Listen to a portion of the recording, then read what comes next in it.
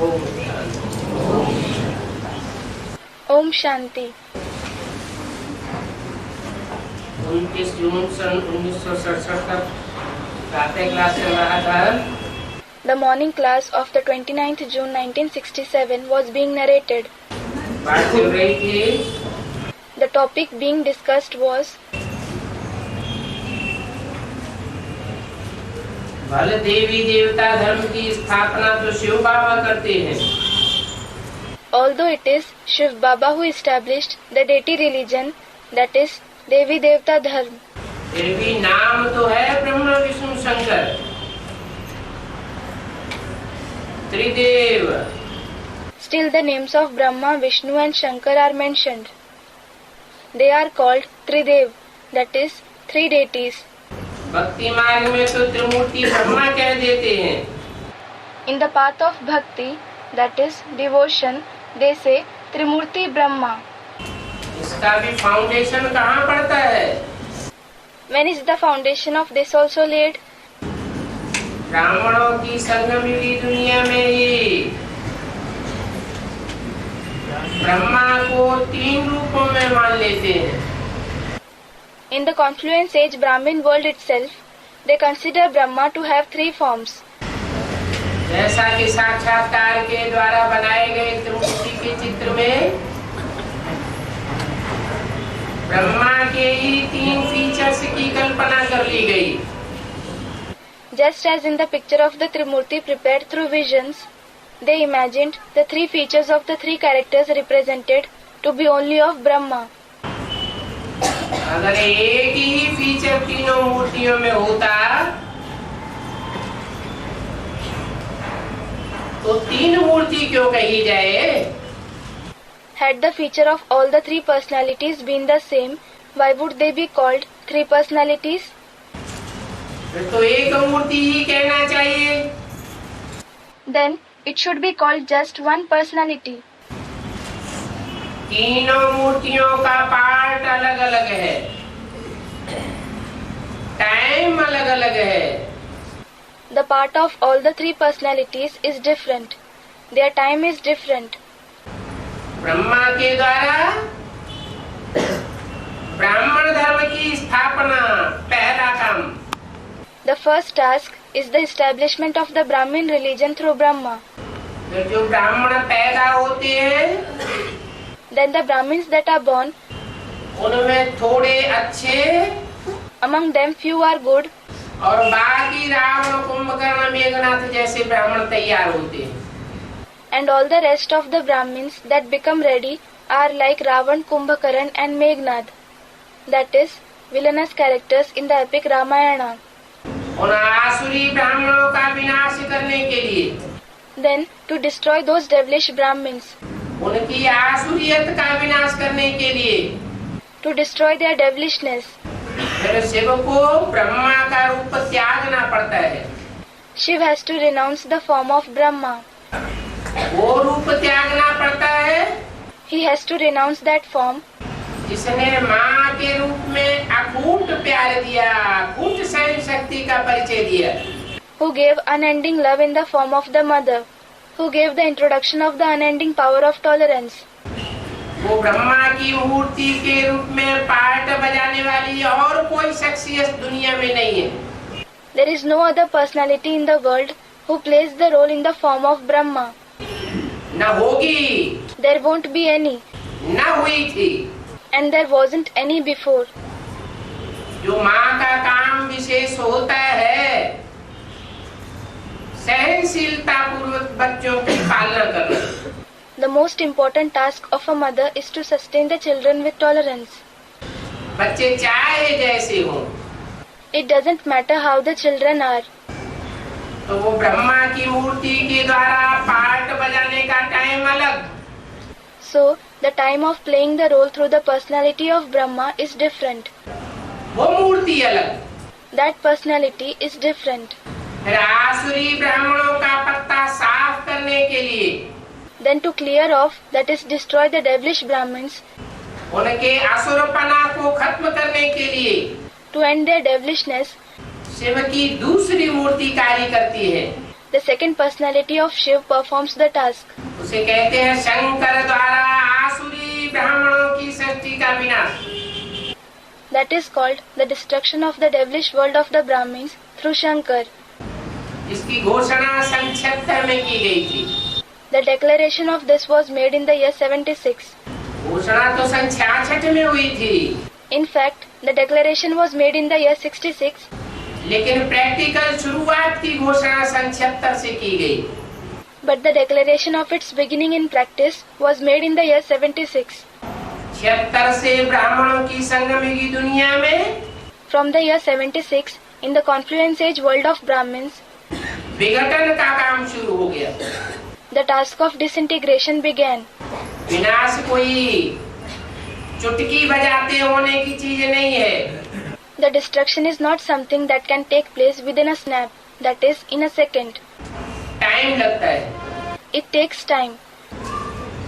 काम का आरंभ होने में, मध्य होने में, अंत होने में टाइम लगता है। It takes time for the task to begin, to come in the middle and to end.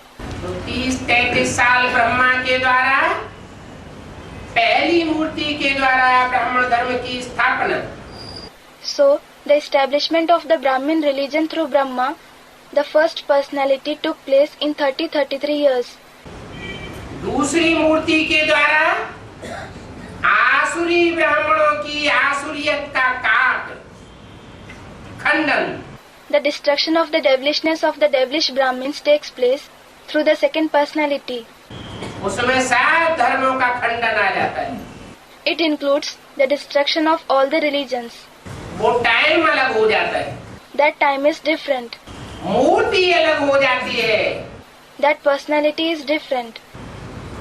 बाद में 30-35 साल आते हैं तीसरी मूर्ति का पार्ट बजाने के लिए। After that, it takes 30 to 33 years for the third personality to play the part. वो तीसरी मूर्ति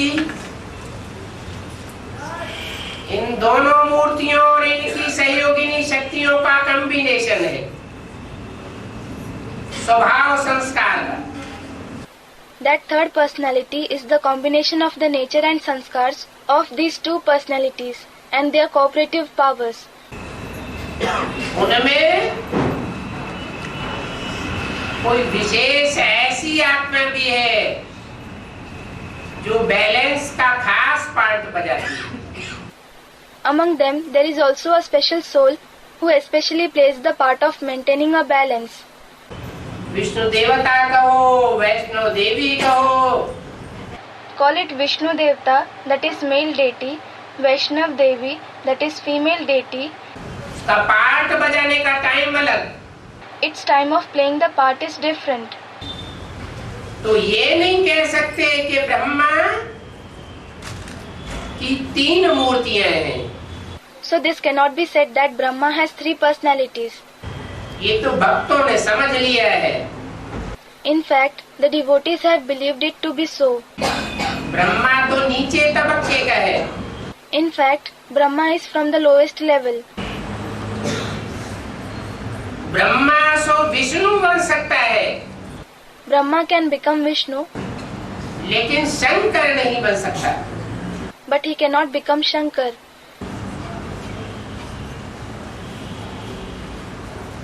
तीन मूर्तियां एक साथ पार्ट बजाती ही नहीं। All the 3 personalities don't play their part simultaneously at all. और जब एक साथ मिलकर के पार्ट बजाती हैं,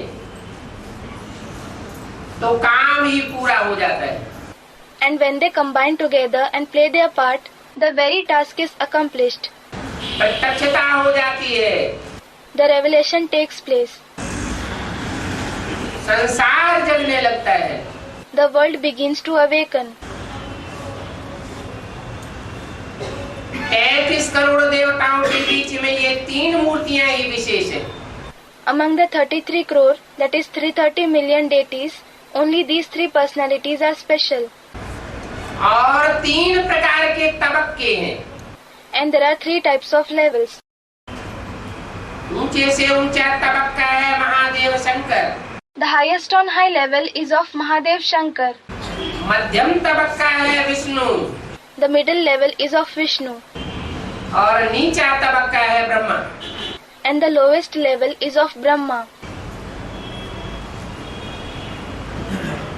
शिव शंकर भोलेनाथ ही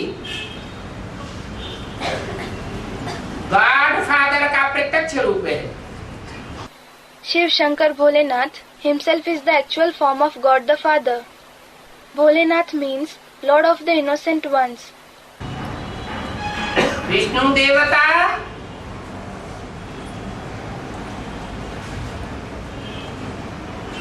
देवताओं का मुख्य अधिपति रूप है। The deity Vishnu is the chief among the deities. He is in the form of their master. और ब्रह्मा को तो ब्राह्मण कह सकते हैं। And Brahma can certainly be called a Brahmin. ब्राह्मण मनुष्य ही होते हैं। The Brahmins are just human beings. ब्राह्मण जब तक अधूरे हैं As long as the Brahmins are incomplete, तब तक ब्रह्मा के बच्चे हैं।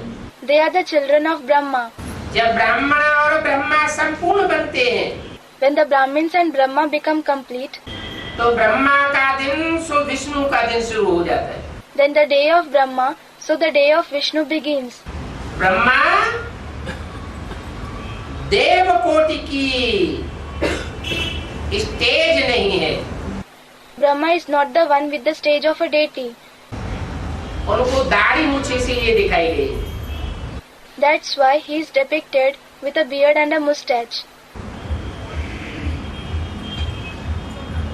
तो ऊंचे से ऊंचे फॉलोअर वो हैं जो गॉड फादर के रूप को पहचानते हैं।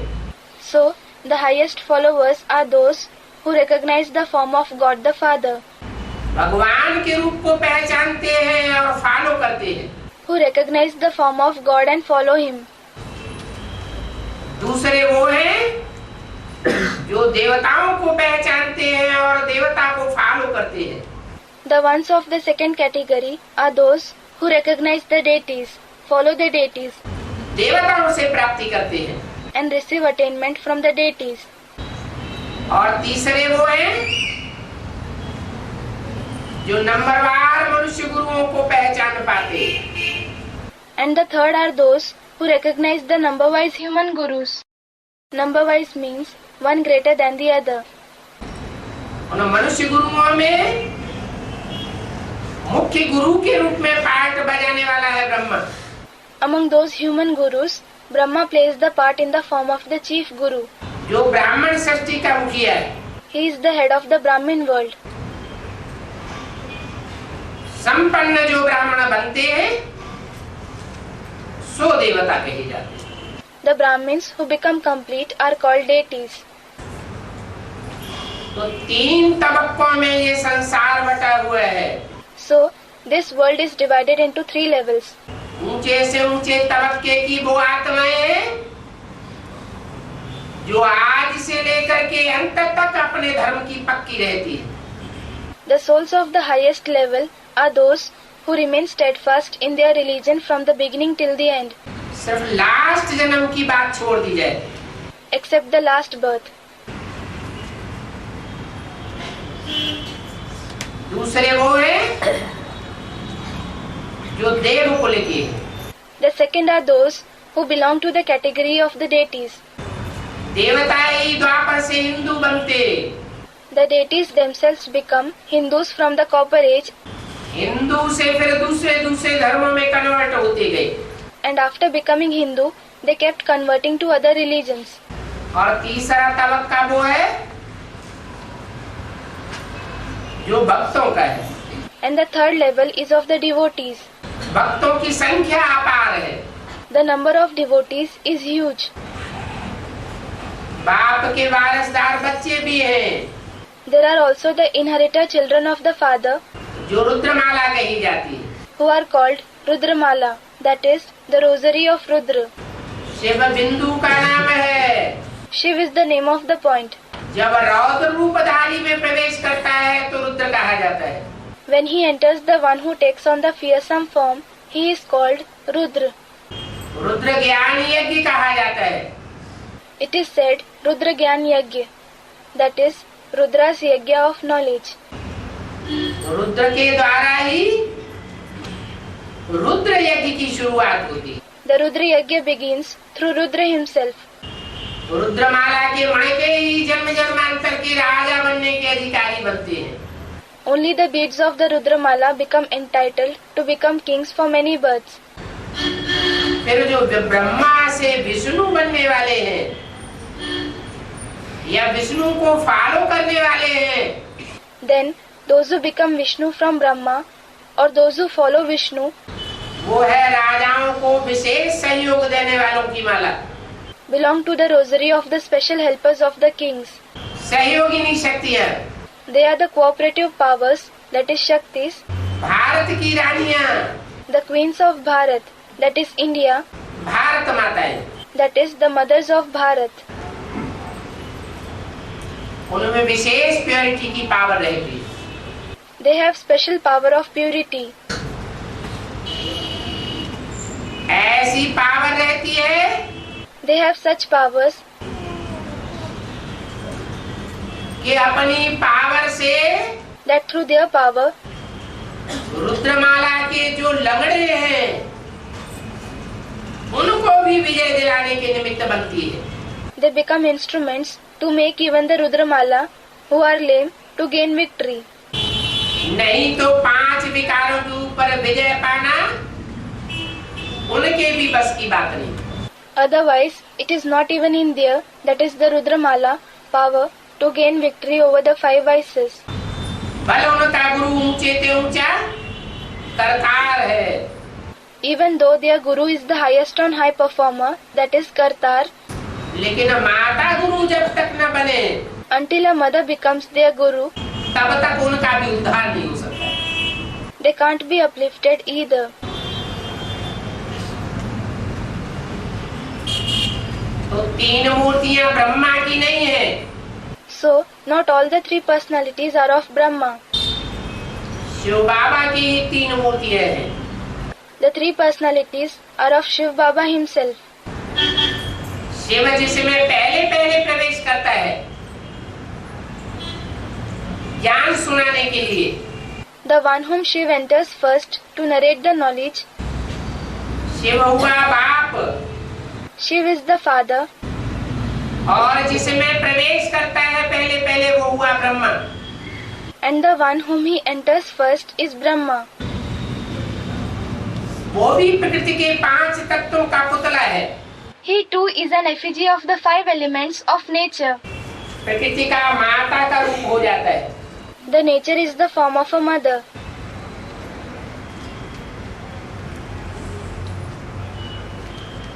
बाद में Later on, प्रजापिता ब्रह्मा कहा जाता है। he is called Prajapita Brahma. Prajapita Brahma की औलाद ब्रह्मा कुमार कुमारी कही जाती है। The children of Prajapita Brahma are called the Brahma Kumar Kumaris. उनमें मुख्य कार्य करता है Brahma. Among them, the main worker is Brahma, दादा लेखराज जिसका नाम पड़ता है, the one who is named Dada Lekhraj, Krishna की soul, the soul of Krishna, जो सृष्टि रूपी रंगमंच का पहला पत्ता है, who is the first leaf of this stage-like world. जो माँ का पाठ प्रजापिता के द्वारा नहीं बजाया जा सकता। The part of the mother can't be played through Prajapita. Prajapita की सहयोगिनी शक्ति प्रजा माता, The cooperative power of Prajapita is Prajamata, that is the mother of the subjects. Jagdamba कहो, Call her Jagdamba, प्रकृति का विशेष रूप कहो, or the special form of nature. वो भी माता का वो उत्कृष्ट पार्ट नहीं बजा पाती। She also is unable to play that superior part of the mother, जो सहन शक्ति को धारण करे who assimilates the power of tolerance और हर धर्म से चुनी हुई विशेष आत्माओं को, जो 9 वर्ग के ब्राह्मण तैयार होते हैं, उनको सहनशीलता पूर्वक पालना दे सके। and can sustain the special selected souls from every religion, the 9 categories of Brahmins that become ready.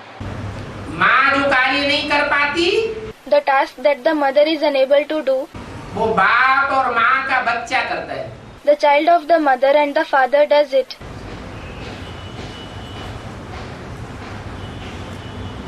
इसलिए बच्चे में बाप समान बनने की ताकत कही जाती है। That is why it is said that the child has the power to become equal to his father. माँ के लिए नहीं कहा जाता बाप समान। It is not said for the mother that she becomes equal to the father. कौन बनता है? Who becomes equal? बच्चा बनता है बाप समान। The child becomes equal to the father. तो कृष्ण वाली महात्मा दादा लेखराज, उसको मिलता है ब्रह्मा का title. So the great soul Krishna, Dada Lekhraj, receives the title of Brahma. माँ का टाइटल, माँ का कार्य वो अपने कंधों पर धारण करता है। He takes on the title of the mother, the responsibility of the task of the mother on himself. और सारे जगत से चुने हुए हर धर्म की विशेष आत्माओं को, श्रेष्ठ आत्माओं को अपनी गोद में पालना देता है। And he sustains the selected souls from the entire world, the souls of every religion, and the elevated souls on his lap. जो आत्माएं उसकी गोद में पलती हैं, वो आखिरी जन्म की तामसी आत्माएं होती हैं। The souls who are sustained on his lap are the degraded, that is Tamsi souls of the last birth. Chandravansh से लेकर के और आखिरी गिरे गिरे धर्मों की आत्माएं होती हैं। They are the souls starting from the Chandravansh to the last, lowest of the low religions. Chandravansh meaning those who belong to the moon dynasty. उन हर वंश की आत्माओं को, तामसी आत्माओं को पालना देना कोई मासी का घर नहीं है। It is not an easy task, that is Masi ka ghar, to give sustenance to the souls of every dynasty, the degraded souls. तिल तिल करके माँ को मरना पड़ता है। The mother has to sacrifice herself little by little, और उन आसुरी बच्चों के स्वभाव संस्कार को सहन करना पड़ता है। and has to tolerate the nature and sanskars of those devilish children. खुद कर्म करके दिखाना, To perform the task himself and set an example, बच्चे क्या कर्म करते हैं ये नहीं देखना। but not see what deeds the children perform. बच्चों को अच्छे ही अच्छे रूप में देखना, To see the children only in the good form. बच्चों का भविष्य देखना, To see the future form of the children. कल्प पूर्व के स्वरूप की याद दिलाना, To remind them of their form, a kalp that is cycle before. उनके वर्तमान आसुरीपने को नहीं देखना, देखते हुए नहीं देखना। Not to see their present devilish nature, not to see even while seeing it. कितना कठिन कार्य अपनाता है, He adopts such a difficult task, जबकि चोला तन पुरुष का होता है। even though the body is of a male. स्त्री चोला स्त्री के रूप में माँ का पाठ बजाए, ये तो संभावना होती है। It is possible that the female body, the form of a female, plays the part of a mother. लेकिन पुरुष होते हुए भी, But even after being a male, पुरुष का स्वभाव संस्कार होते हुए भी, even after having the nature and sanskars of a male, इसे सत्य रूपी रंगमंच पर माँ के रूप में पाठ बजाना इतनी बड़ी जिम्मेवारी निभाई। he carried on such a great responsibility of playing the part of the mother on this stage-like world. इसलिए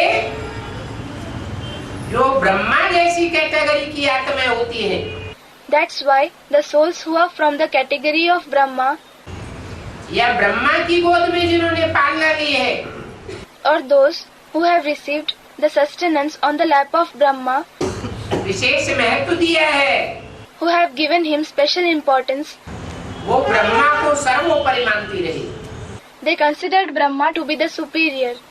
अभी भी मानती है। They consider this even now. इसलिए भक्ति मार्ग में ब्रह्म समाधि कहा जाता है। That's why in the path of bhakti they are said to be Brahma Samaji, meaning Samaj means community. Shiv के फॉलोअर्स को, The followers of Shiv, Shankar के फॉलोअर्स को शैव समाजी कहा जाता है, शैव संप्रदाय। the followers of Shankar are called Shaiv Samaji, those belonging to the Shaiv community. और विष्णु के फॉलोअर्स को वैष्णव संप्रदाय कहा जाता है। And the followers of Vishnu are called those belonging to the Vaishnav community. Shiv Shankar Bholenath के जो फॉलोअर्स हैं, कड़क स्वभाव वाले, Those who are the followers of Shiv Shankar Bholenath have a strict nature. जैसे कानून होता है, कानून बहुत कड़क होता है। Just as the law is very strict. तो कानून को बनाने वाले, कानून को चलाने वाले और कानून को तोड़ने वाले भी होते हैं। So there are those who make the laws, those who govern the law, and there are also those who break the laws. ज्यादा शक्तिशाली कौन होता है? Who is more powerful?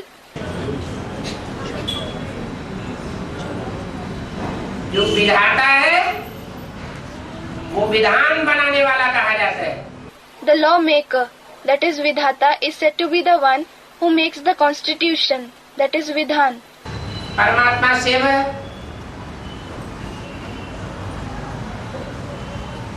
जिस देव देव महादेव के स्वरूप में प्रवेश करके पाठ बजाते हैं, The form of Dev Dev Mahadev, that is the greatest deity, whom the Supreme Soul Shiv enters, and in whom he plays the part, वो है असली विधाता। he is the real creator of the law, विधि विधान बनाने वाला। the one who makes the rules and regulations, that is Vidhi Vidhan. जो असली विधाता है या होता है, वो अपने बनाए हुए विधान को तोड़ता नहीं है। The real creator of the law, or the one who becomes this, doesn't break the rules made by him. तोड़ने वाले कोई दूसरे हो सकते हैं, There can be others who break it.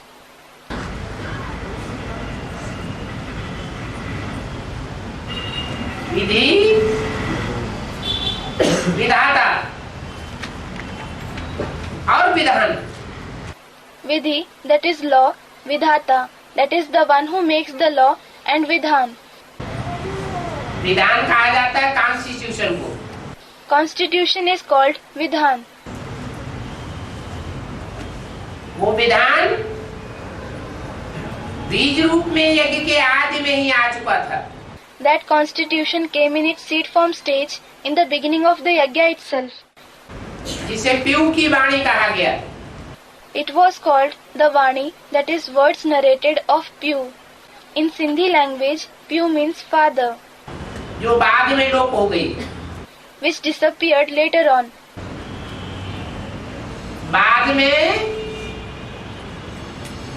दादा लेखराज ब्रह्मा के मुख से जो वाणी चली, Later on, the Vani that was narrated through the mouth of Dada Lekhraj Brahma, वो वेद वाणी बनकर हमारे सामने आई। it came in front of us in the form of the Vedvani. वेदों की ऋचा को सामान्य मनुष्यों ने नहीं पहचान पाया। The ordinary people didn't understand the verses of the Veda. ऊपर ऊपर पढ़ना, ऊपर ऊपर सुनना, ये तो हुआ, Reading and listening to it superficially certainly took place. लेकिन उसका अंदरूनी रहस्य क्या है वो कोई के पल्ले नहीं पड़ता। But no one was able to understand what secret it contains. इसलिए कहते हैं या समझ है कवि या समझ है Ravi. That's why it is said, Ya samjhe kavi, ya samjhe ravi, meaning only the poet or the sun, that is God, knows the meaning of the poem. यज्ञ के आदि में जिस व्यक्तित्व के द्वारा जो ज्ञान का बीज आरोपण किया था, The personality through whom the seed of knowledge was sown in the beginning of the yajna वो तो चला गया। certainly went away. उसके नजदीकी जो फॉलोअर्स थे वो भी चले गए। His followers who were close to him, they too went away. बाद में आने वाले Those who came later, Chandravanshi, इस्लाम वंशी, बौद्धी और क्रिश्चियन वंशी, उन्होंने तो उस पर मनन चिंतन ही नहीं किया। the Chandravanshi, the Islam Vanshi, that is, those belonging to the Islam, the Buddhists and the Christians didn't think and turn on it at all. ध्यान ही नहीं दिया। They didn't pay attention at all. उन्हें ब्रह्मा की वाणी मिली। They got the Vani of Brahma. वो वाणी भी मात्र प्रधान वाणी है। That Vani also is the matriarchal, that is Matra Pradhan Vani. उसमें संसार के सारे रहस्य भरे हुए हैं, It contains the entire secrets of the world. परंतु उन रहस्यों को खोलने के लिए भी However, to disclose those secrets, परमात्मा शिव को रूप धारण करना पड़ता है। the Supreme Soul Shiv has to take on a practical form. और वो रूप है बाप, टीचर और सदगुरु का। And that form is of the Father, the Teacher and the Sadguru.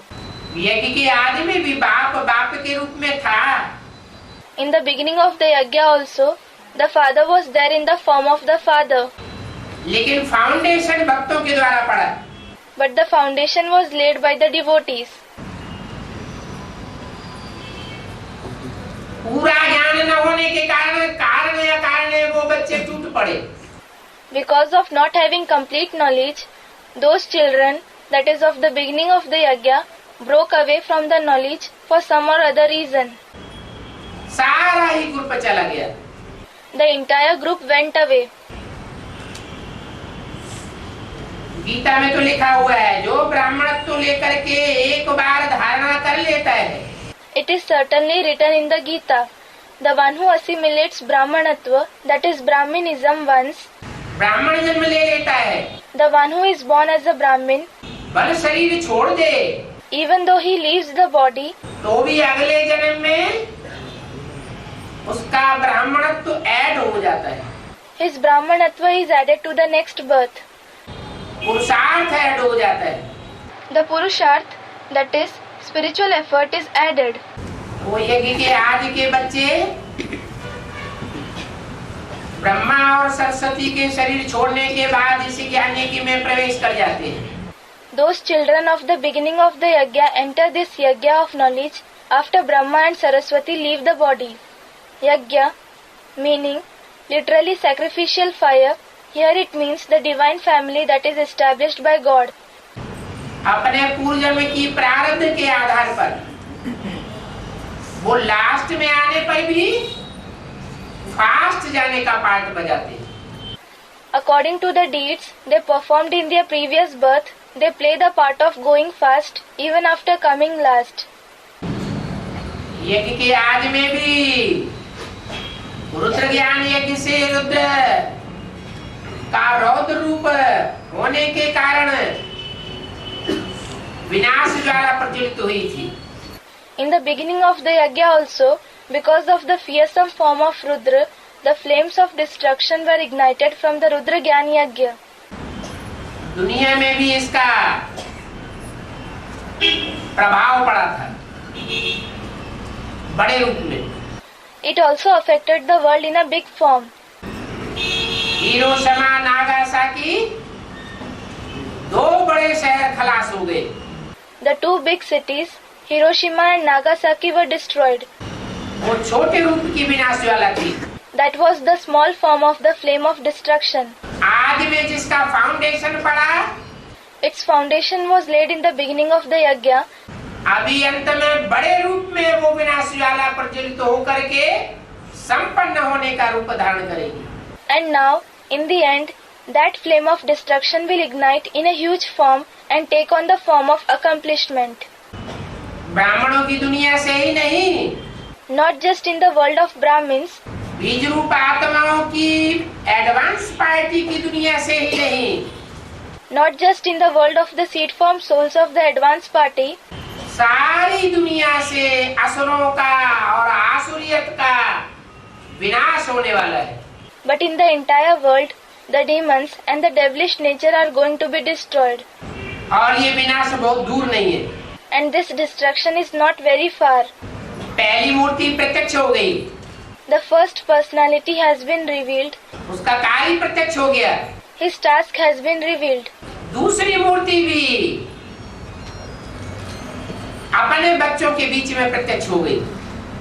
The second personality also has been revealed in front of his children, जो नंबरवार 4.5 लाख बीज रूप आत्माएं हैं, who are the 4.5 lakh, that is 450,000 seed form souls number wise, meaning with different levels of the seed form stage.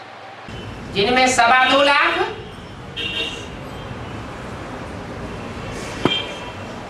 पुरुष स्वभाव संस्कार वाली है, Among them, 2.25 lakh are the ones with the nature and sanskars of a male और बड़े strict स्वभाव की है।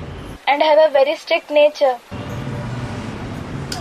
कोई उन्हें मोड़ना चाहे If anyone wants to mold them, तो जल्दी मुड़ने वाली नहीं है, they don't mold easily. मोड़ने वाली है। They are those who mold others. कोई और उनको मोड़ नहीं सकता। No one else can mold them. इसलिए रुद्र की माला में रुद्राक्ष के मणके दिखाए जाते हैं। That's why in the Rudramala, the beads of the Rudraksh are shown. Rudraksh meaning the berries of Eleucopus genitrus tree used for the rosary. कड़क मणके होते हैं, They are hard beads. उनमें मुख बने होते हैं, There are mouths made on them. कोई में 1 मुख, कोई में 2, कोई में 4, कोई में 14। Some have 1, some have 2, some have 4, and some have 14 mouths on them. ये मुख प्रवेशता की यादगार है। These mouths are the memorial of the entrance of the souls in them. Brahma Saraswati जैसी आत्माएं The souls like Brahma and Saraswati, जो शरीर छोड़ने के बाद दूसरा धर्म धारण नहीं करती, who don't enter another womb after leaving their body, जिन्हें बेसिक नॉलेज पर अटल निश्चय हो जाता है, those who have firm faith in the basic knowledge, वो शरीर छोड़ने के बाद after leaving their body, inspiring party के रूप धारण करके they take on the form of the inspirating party उन रुद्रमाला के मणकों को उमंग उत्साह भरने वाली बन जाती है। and become those who fill the beads of the Rudramala with zeal and enthusiasm. जब सात्विक स्टेज धारण करती है तब, Only when they are in the sattvic, that is pure stage, और जब तामसी स्टेज धारण करती है and when they attain the degraded, that is tamsi stage, तो सारे संसार का आसुरियत का विनाश कराने के कारण बन जाती है उन्हीं रुद्रमाला के मणकों के द्वारा। they become the reason for the destruction of the entire world and the devilish nature through those very beads of the Rudramala. उनके बुद्ध रूपी पेट में प्रवेश करती है, They enter their stomach like intellect अपना कार्य संपन्न कराती है, and make them accomplish their task. निमित्त तन बनते हैं रुद्रमाला के मणके, The bodies of the beads of the Rudramala become the instruments. कार्य कराने के निमित्त बनती है वो, They, that is the inspirating party, become the instruments to enable the task to be performed. क्योंकि स्थूल शरीरधारी में उतनी पावर नहीं होती है जितनी सूक्ष्म शरीरधारियों में पावर होती है। It is because the physical bodily beings don't have power to the extent the subtle bodily beings have power.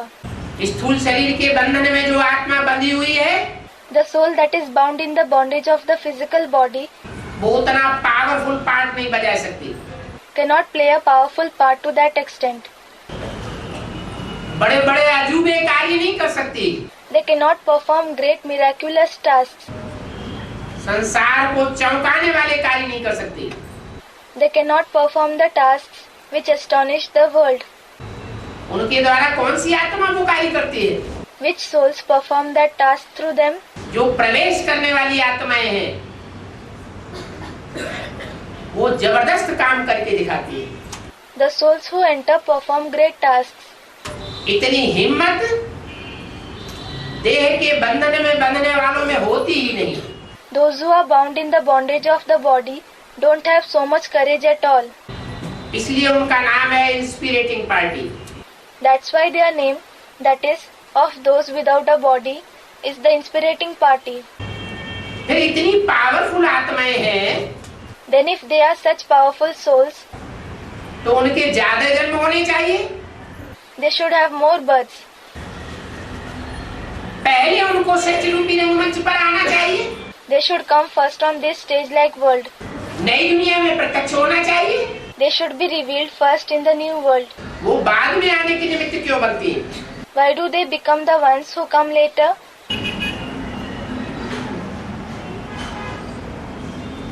जबकि उनमें जास्ती शक्ति है। Even when they have more power? इसलिए बनती है बाद में आने के निमित्त।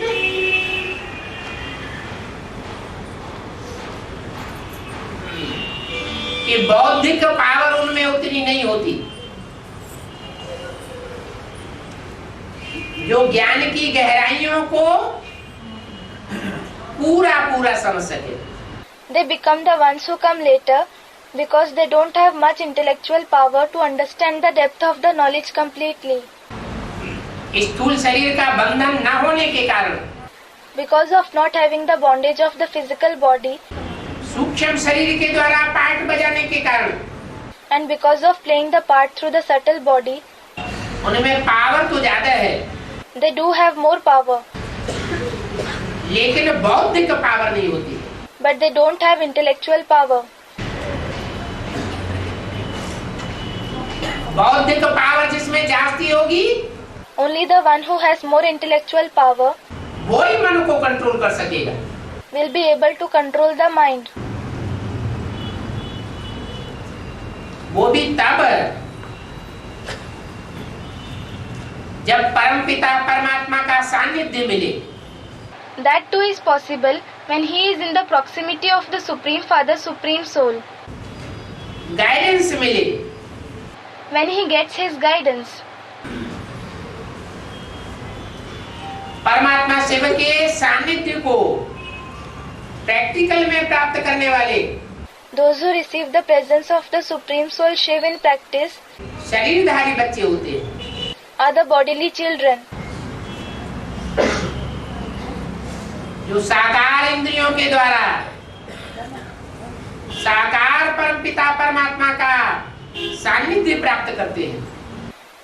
They receive the presence of the corporeal Supreme Father, Supreme Soul through the corporeal indriya, that is, parts of the body used to perform action and the sense organs. इसलिए उनकी बुद्धि सात्विक बन जाती है।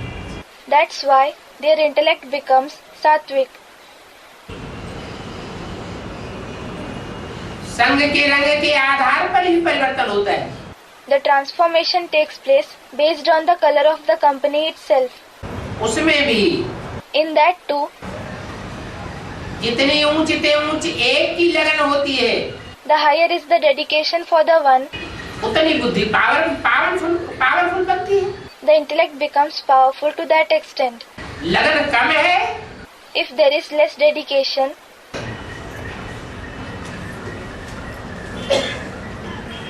तो बुद्धि इधर उधर बिखरती है, then the intellect wanders here and there. विविचारी बनती है और औरों का संग लेने के कारण It becomes adulterous because of taking the color of the company of other people. नंबरवार बन जाती है। It becomes number wise, that is more or less powerful. जो बुद्धि में सात्विकता आनी चाहिए वो सात्विकता नहीं होती। There isn't satvikta, that is honesty, virtue, goodness in the intellect to the extent there should be. Brahma जैसी आत्माओं का मन प्रबल होता है, The mind of the souls like Brahma is powerful. बुद्धि प्रबल नहीं होती. Their intellect is not powerful. उनको मनरूपी घोड़े का मिसाल दिया गया है. They are compared to a horse, the horse-like mind. इसलिए बोला है कि त्रिमूर्ति में एक है घोड़ा. That's why it has been said in the Trimurti, one is the horse, एक है शेर the second is the lion, और एक है बकरी. and the third is the goat. मनरूपी घोड़ा कहा जाता है. It is said a horse-like mind. घोड़े की लगाम अगर ढीली कर दी जाए, If the rein of the horse is let loose, बुद्धि ही लगाम है. the intellect itself is the rein. तो घोड़ा जोर से दौड़ता है, The horse runs fast. ऊपर नीचे नहीं देखता. It doesn't see up and down. इसलिए बुद्धि की लगाम जो एक के हाथ में देता है, That's why the one who gives the rein of the intellect to the hand of the one, जिस हाथ का नाम क्या है, what is the name of that hand? उस एक ऊंचते ऊंच हाथ का नाम क्या है? What is the name of that one highest on high hand? Shrimad. Srimat.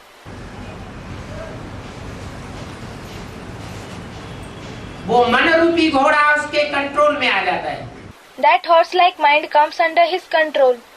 कोई पहले कंट्रोल में लेता है Someone controls it first, और कोई बाद में कंट्रोल में लेता है. and someone else controls it later. जिसकी एक में लगन The one who has dedication in the one, और संग तोड़ एक संग जोड़, सतत इसी प्रयास में लगा रहता है, पुरुषार्थ में लगा रहता है. the one who is always engaged in this very effort, this very purusharth to break the connection with others and establish the connection with the one, उसकी बुद्धि सात्विक बन जाती है. his intellect becomes pure. जो सात्विक बुद्धि है, उन सूक्ष्म शरीरधारियों को ऊपर कंट्रोल कर लेती है. Those with a pure intellect gain control over those subtle bodily beings. जिन सूक्ष्म शरीरधारियों को तांत्रिक कंट्रोल करते हैं. The subtle bodily beings that are controlled by the tantrics.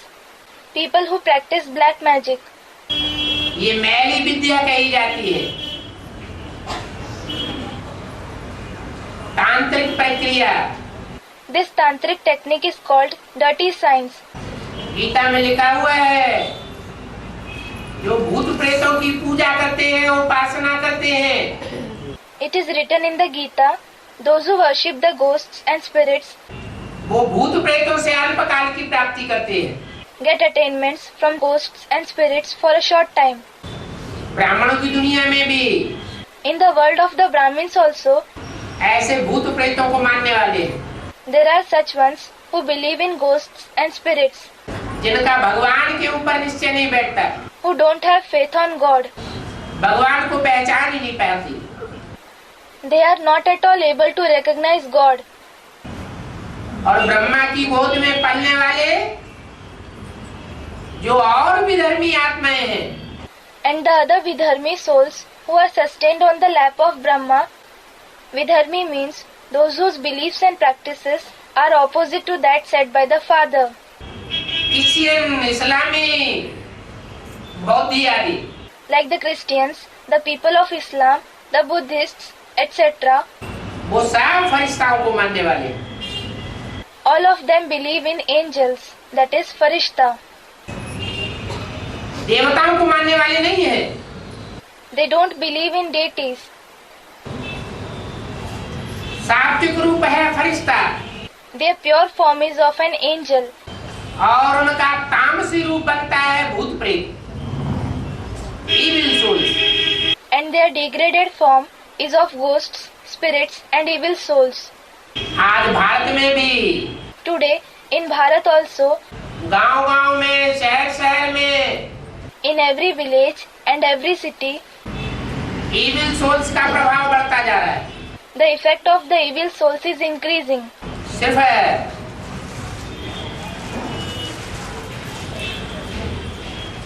Bharat की बात नहीं है, It is not just about Bharat. अभी तो सारी दुनिया में Now, in the entire world, अकाले मौत का तांडव नृत्य होगा। the dance of destruction of untimely death will take place. ढेर के ढेर अकाले मौत में शरीर छोड़ेंगे Numerous people will leave their body because of untimely death और सूक्ष्म शरीर धारण करते जाएंगे। and take on subtle bodies. कितना तांडव होगा। Such a dance of destruction will take place. उन भूत प्रेतों को कंट्रोल करना है, तांत्रिकों के बस की बात ही नहीं रह जाएगी। Then it will not at all be in the capacity of the tantrics to control those ghosts and spirits. उनका भी बाप कौन है? Who is the father of them too? भूत प्रेतों का भी बाप कौन है? Who is the father of even the ghosts and spirits? Bhootnath. Bhutnath. That is the controller of the ghosts and spirits. इसलिए देवात्माओं को भी कहता है, मनुष्य आत्माओं को भी कहता है। This is why he tells the deity souls as well as the human souls, मनुष्य गुरुओं को भी कहता है, और भूत प्रेत का पार्ट बजाने वाले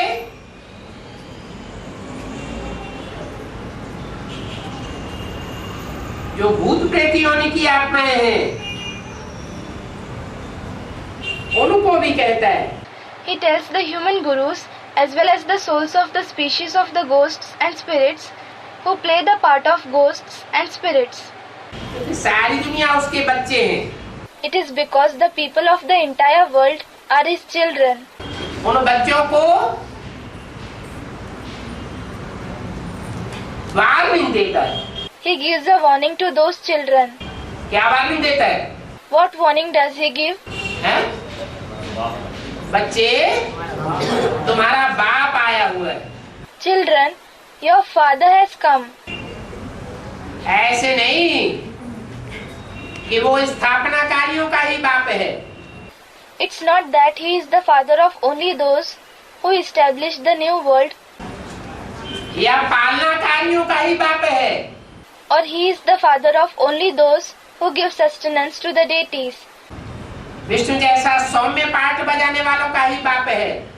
He is the father of only those who play a gentle part like Vishnu.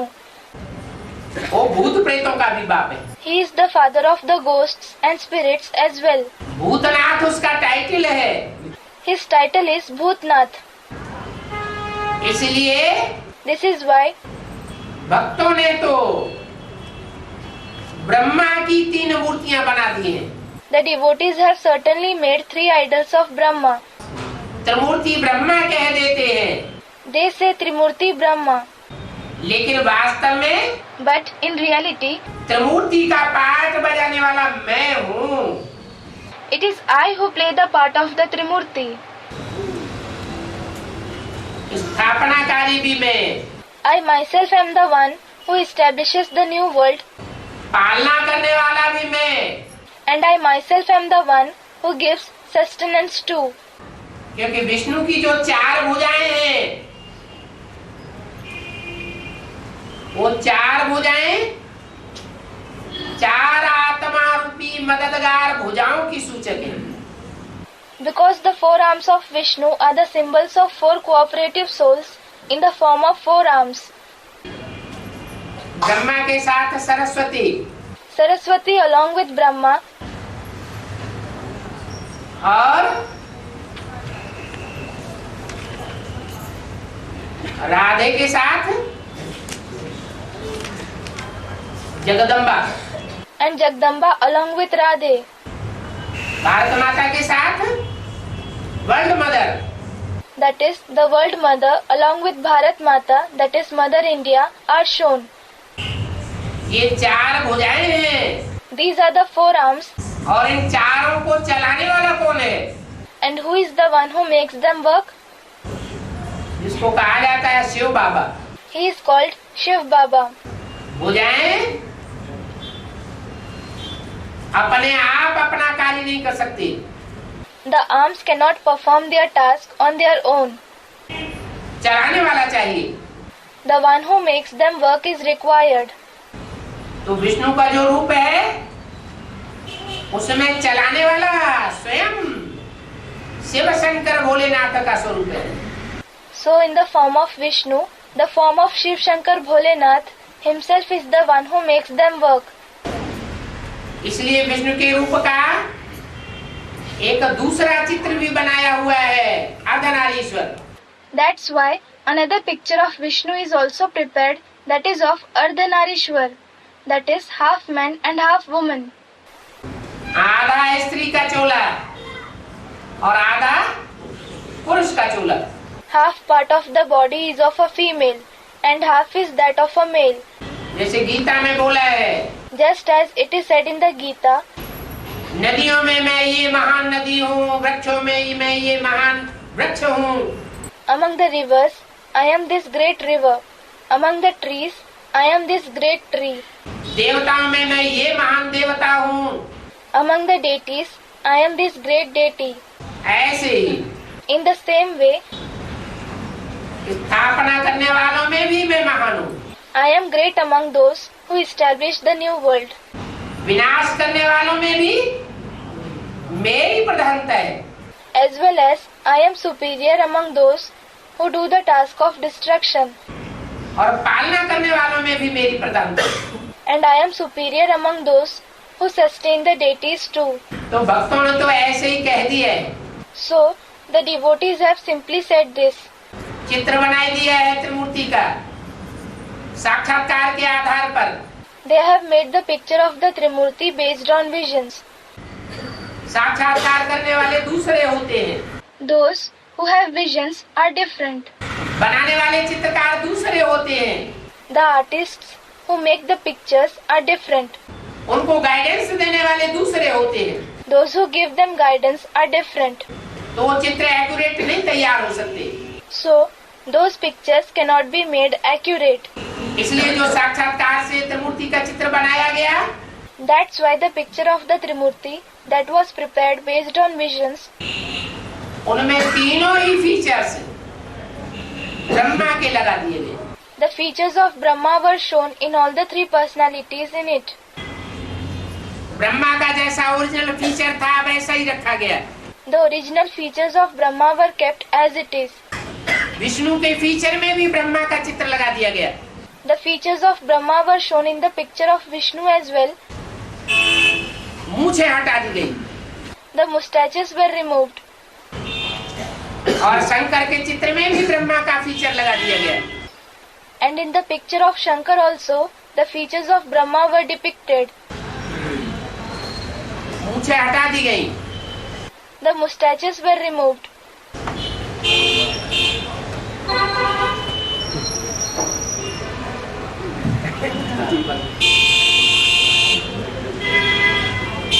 तो तीनों ही मूर्तियों में ब्रह्मा का फीचर डाल दिया। So, they have shown the features of Brahma in all the three personalities. डालने वाले ब्रह्मा के पुजारी थे, Those who showed it were the worshippers of Brahma. लेकिन बाबा ने बोला मुरली में But Baba has said in the Murli, कि भक्ति मार्ग वाले भक्त कहते हैं त्रिमूर्ति ब्रह्मा।